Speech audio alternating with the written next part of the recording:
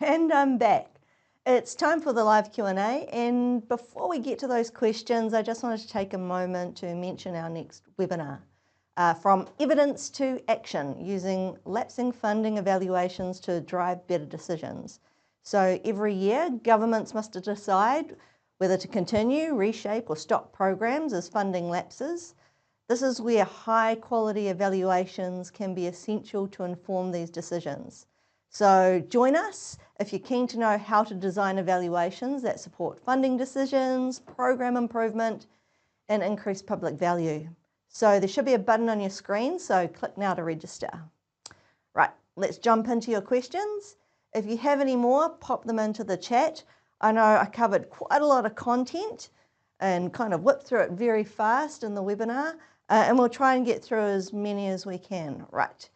There was a few that was submitted when you registered, and there was a couple of key themes that came through, so I'll make sure I answer them first. So there was quite a theme coming through around how you deal with zooming in and out of various levels of detail. And when it comes to strategic planning, I think you'll get a bit of a sense as we walked through the process that it can be quite tricky. And so when I'm facilitating a strategic planning process, I always like to ask, for this conversation, what is the altitude we require? So there are always 3 levels of information. So strategy, being really clear around where you're going and why. Then the next level is around the planning level, so the what and the when. Or is it around the lowest level, which is the execution level, the how? And the mistake people make is mixing the different levels or the altitudes and trying to solve like tactical problems in a strategic conversation or vice versa. So you should always be really clear on the level you need of the conversation to be at, and be really deliberate around moving it up and down as you facilitate the process and the conversation. It's quite valid that you'll get some detailed information, but you'll want to lift it up to make sure that you're considering it at the right altitude or level. As a facilitator, one of the other things you might want to consider is the use of metaphors, and that helps get everyone in the conversation kind of in the right headspace and frame, so they're really conscious around what level the conversation is, and it's a good way to kind of jostle people to get them to the right level. So you could use the metaphor of a Google map. Are we clear on where we're heading, or is it around, what's the right route to get there, or, how are we getting there? If you're working in a Pacifica context, there's a really lovely Samoan metaphor, which is around the 4 levels of view, which is around the top of the mountain, top of the tree, top of the canoe, or even the view from the fishes. So again, being really mindful around forcing the right conversation at the right level and just trying to keep everyone there. The second one was around how do you ensure the linkage between strategic and operational planning. And I try to force that quite a bit, and I talk a little bit about it in the webinar where I introduced that extra step around the assess phase. But basically, if you think about strategic planning or strategy and operational planning, in essence, they're not 2 separate plans. They're actually 2 views of the same organisational plan. You've just got different levels of resolution. And yes, they might be physically in 2 documents, but it's the same organisational plan. And the key is making sure that there's a common understanding between both levels. So you want to make sure that there's what they call a golden thread. So if you're taking the strategy and you're cascading it down, how in your operational planning, how can you hook that up to the strategy? And then you can even take it a step further, and how does it link into people's performance expectations or KPIs, or even the organisation's operational KPIs. And where possible, try and align the conversations, and by the conversations I mean the process to develop or refresh, because usually operational planning is done at a different cadence. It could be quarterly refreshers or even shorter. And you want to take the opportunity to do that kind of check-in around the strategy, around are we online, how are we going with the progress against the strategy. So you want to make sure that you're aligning either development processes or the check-in calibration processes. So hopefully that helps a little bit. There are quite a few questions coming in around what are the key trends in strategic planning. And if I was to be really quick, I'd think about agility, pace, and technology. So there's a move towards more real-time planning approaches, so more regular check-ins and what I call calibration points, so living strategies.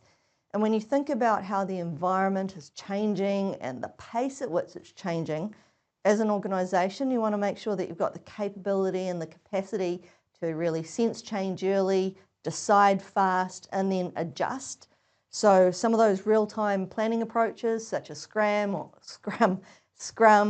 Agile, Scaled Agile, really help bring that pace.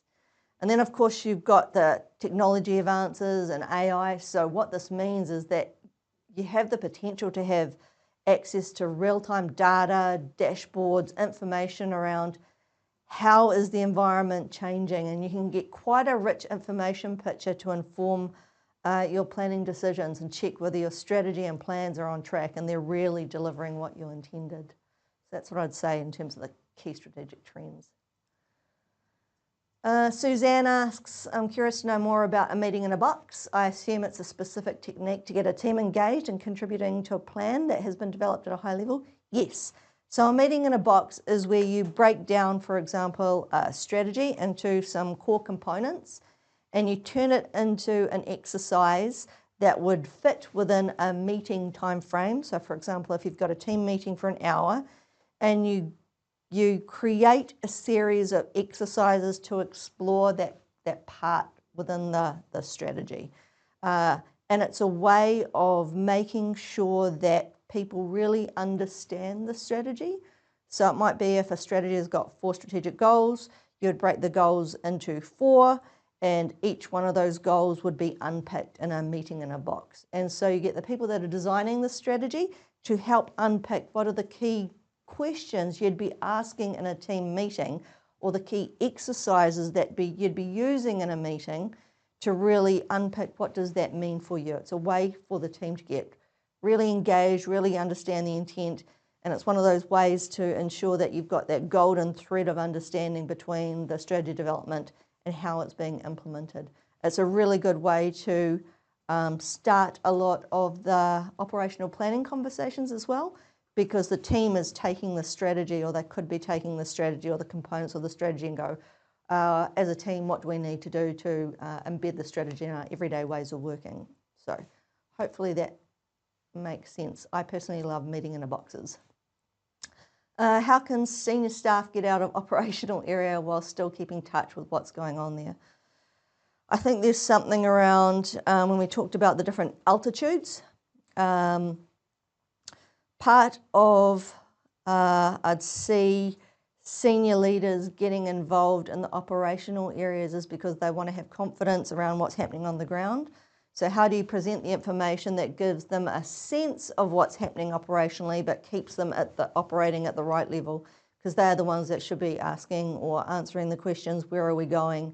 And what are some of the guide rails that we need to put in place around what we need to include in terms of our operational planning. So it's a sense of operational progress. Sometimes I see senior leaders drop down when they're nervous around they don't feel that they've got enough information to understand the current state. So I think it's around how you're packaging up the information and then making sure you've got the right facilitator or helping keep them at the right level. But it is, that is quite tough. Another question, how can you optimize your planning when you're dependent on other teams that have different planning cycles? When you can't commit to items, you need to plan without their input at that time. I would be trying to align planning cycles where possible, or at least if they're a key dependency, think about how you can get them involved in your planning. So what can you take for granted in terms of expectations? If there's an expectation that they would then be delivering as soon as the plan has been developed, then think about how those teams could be involved in your planning processes and vice versa. So you have a joint arrangement without necessarily changing all the planning cycles or such. But it would be great to have some kind of alignment, or at least a calibration point, so that you can understand each other's worlds. Sometimes it's about having the right, those teams inputting into the process so that you can understand their constraints, their world, what will really work in terms of if it's a key dependency, and vice versa. And then I'm just double checking, that's all our, I think that's all our questions for today. If you want to, for those who need to go, actually, for those that would like to talk more directly with me, feel free to press the button on the screen and I'll be able to answer any questions. You'll be able to